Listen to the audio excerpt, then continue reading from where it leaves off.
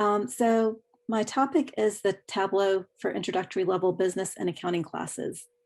And before I start, I just want to say thank you one more time to the terrific committee for putting this together, Dr. Lee, Dr. Zhao, and Dr. Lee, and Dr. Rexer again for moderating, as well as Dean Adekola for making this possible, and President Kant for, even though he's not here, I'm sure he'll be watching at some point in time. So thank you all.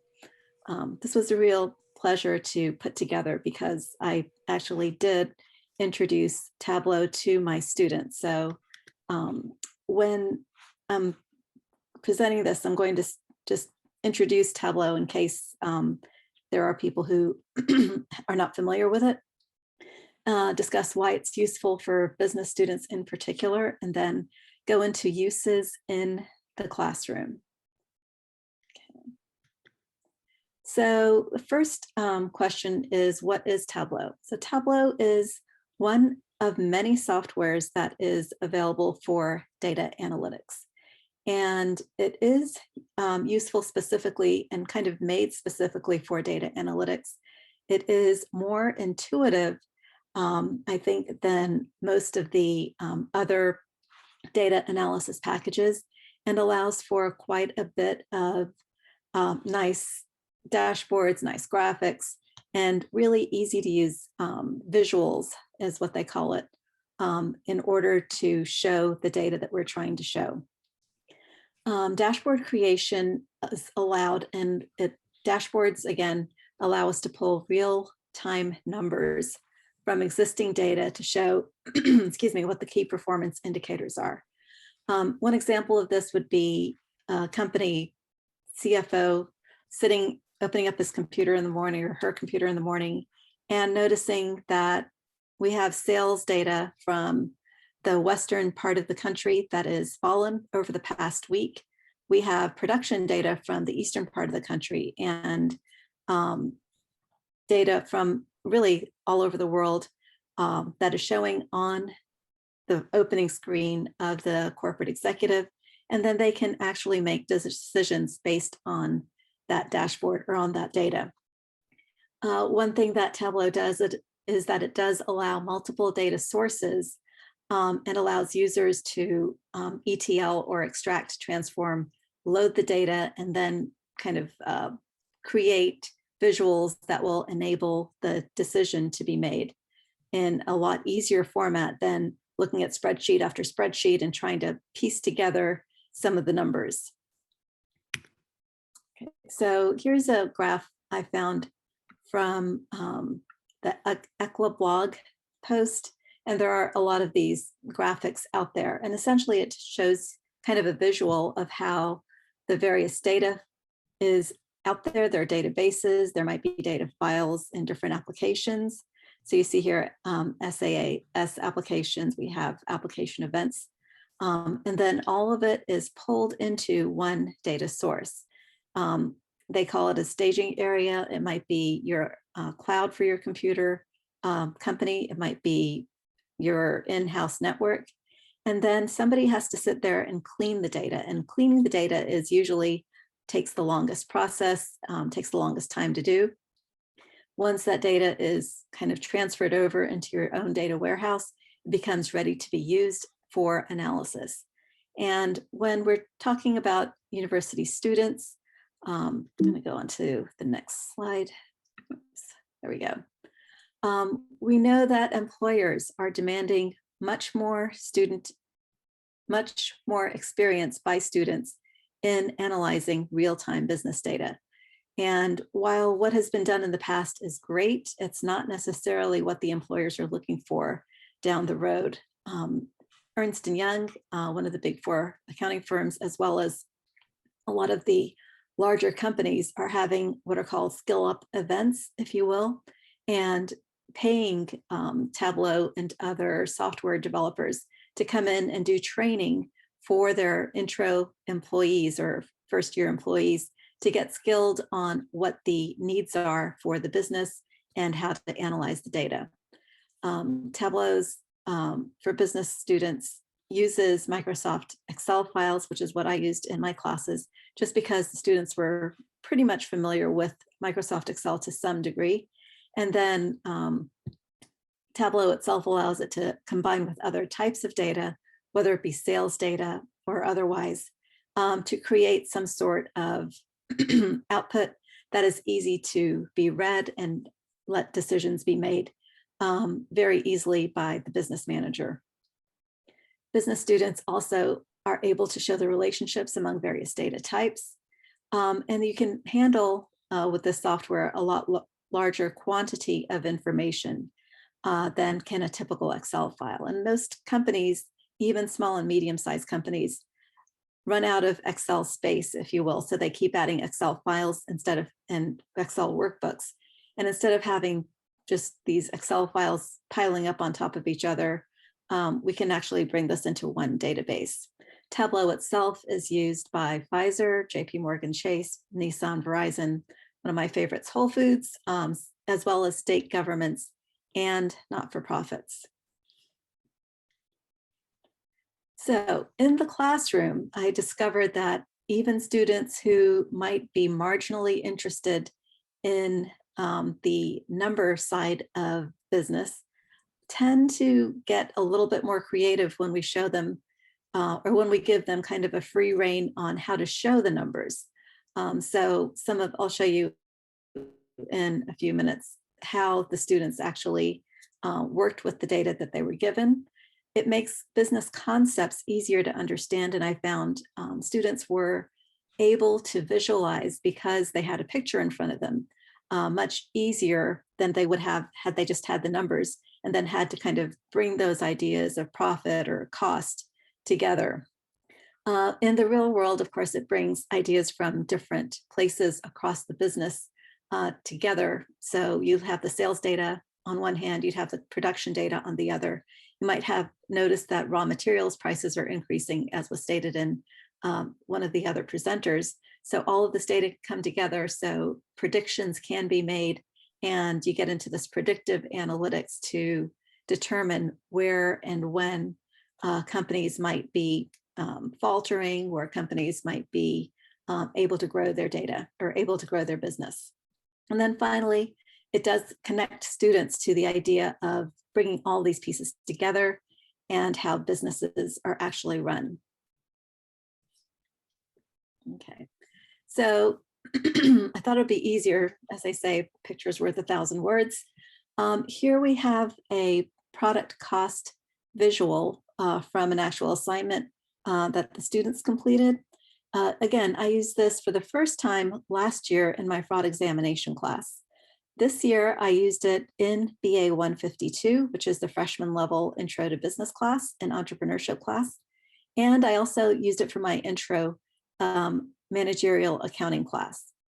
So here we see the concept from a managerial accounting perspective, the three inputs into most products: direct materials, direct labor, and manufacturing overhead.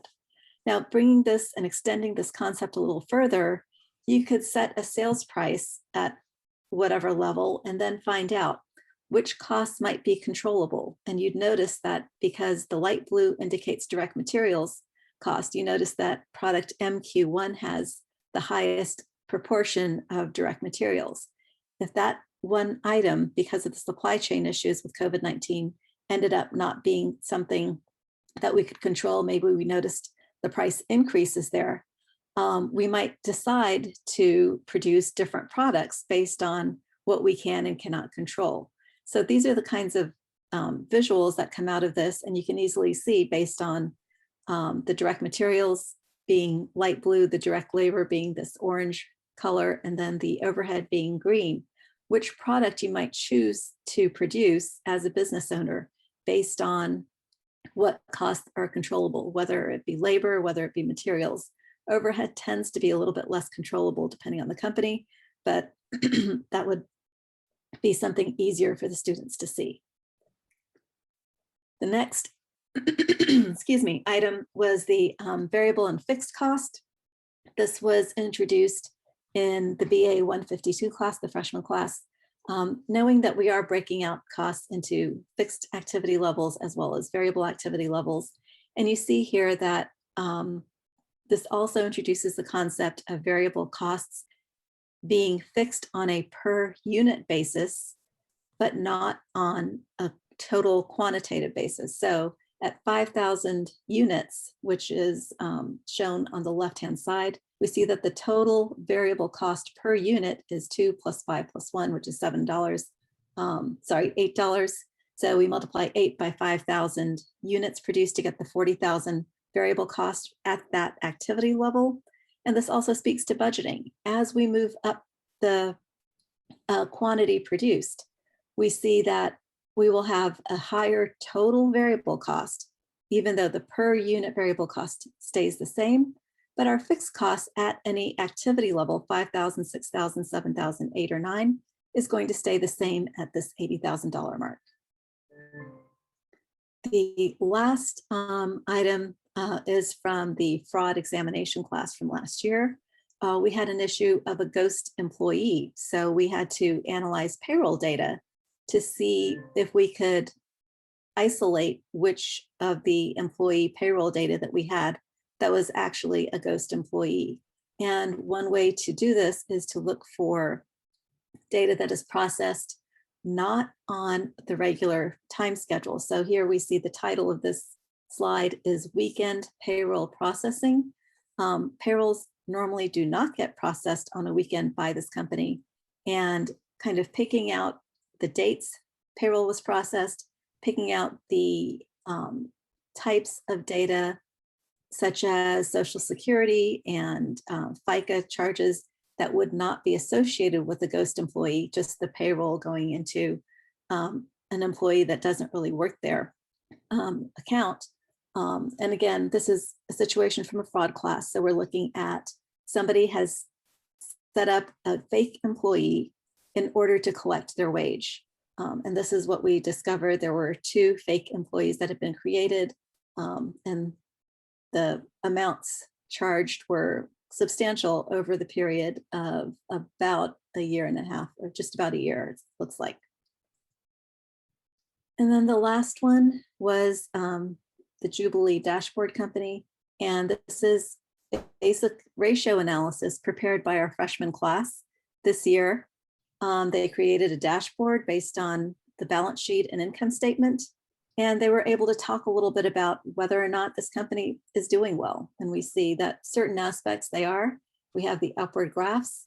Certain aspects they're not. These, some of the ratios are falling off. And we see that sales are increasing, gross margin percentages are increasing. So it kind of allows students to take a look at the whole picture and kind of make some judgments about what they might choose to focus on. I was really impressed with how well most of the students took to this.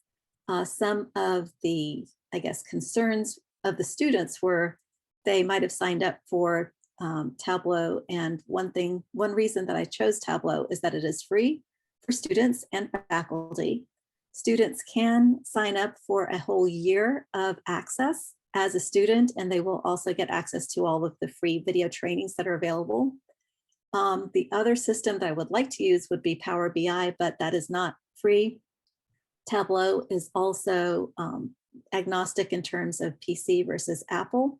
So that is another reason Tableau was the better choice for the classes this year. And I also want to give kudos to our IT department who were fabulous about getting our students the access to the computers that they needed if they happen to be using Chromebooks themselves. All right, that is all I have on the topic of teaching Tableau to business students. Are there any questions? Anu, just so I found you can get a Power BI for free, but it's by class, so it's tricky. It's an odd. It's a process. Tableau is probably it's a process, and it doesn't necessarily work on Macs, but it's a process. Anyone interested, let me know. I'll send you the emails that I got from them. But it's by class. I had to give the name of the class, and I had to give each student's name in order to get them access. But I liked that it was you did it at all levels. I like that it was freshmen through seniors. Mhm. Any tricks that you would suggest for people that are introducing it in the classroom? I would suggest devoting at least half a class meeting to making sure the students can get access to Tableau and understand some of the differences, because there is the Tableau desktop version, Tableau Reader, and Tableau Prep. So these three areas are where students tended to get confused into where they should be to create some of and do some of the data analytics. They have to be in the desktop version, but you do get all three. So sometimes students were a little bit confused. And the second thing, I know students just like to rush through, and not, some of my students didn't necessarily read the instructions properly. So they just signed up for the 14-day free version, and they weren't able to continue the assignments.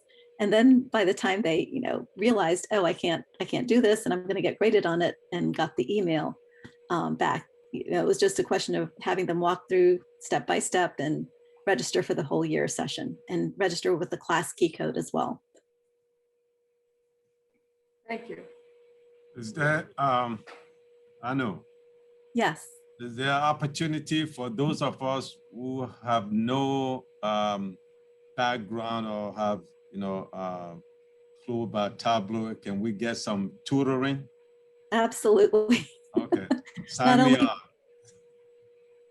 yeah, there are tons of introductory videos on the Tableau website, but I'm more than happy to get anybody who's interested up to speed. Not that I'm an expert by any means, but I can certainly pitch in. No, Um, thanks. Just a comment, No, thank you very much for a very interesting presentation. And actually, Tableau, I never heard of it before, and it was a really great time for me to learn something new. And I believe that it will be very interesting to take your accounting class, using their various, different graphs and everything. So I think it will be really very useful tool for all of us. Thank you very much. Thank you. Any other questions? Thank you very much, Anu. And Thank the you. next, you back off to go monitor your class? That's what I was about to say. I have to go back to my class, so appreciate the you. time. Thank Bye-bye. you very much. And our next presentation is actually following along in the tech. I don't, Justin, can I say that? It's a good segue. Dr. Madison, the Leverage Classroom, Technology, and Gen Z. So whenever you're ready.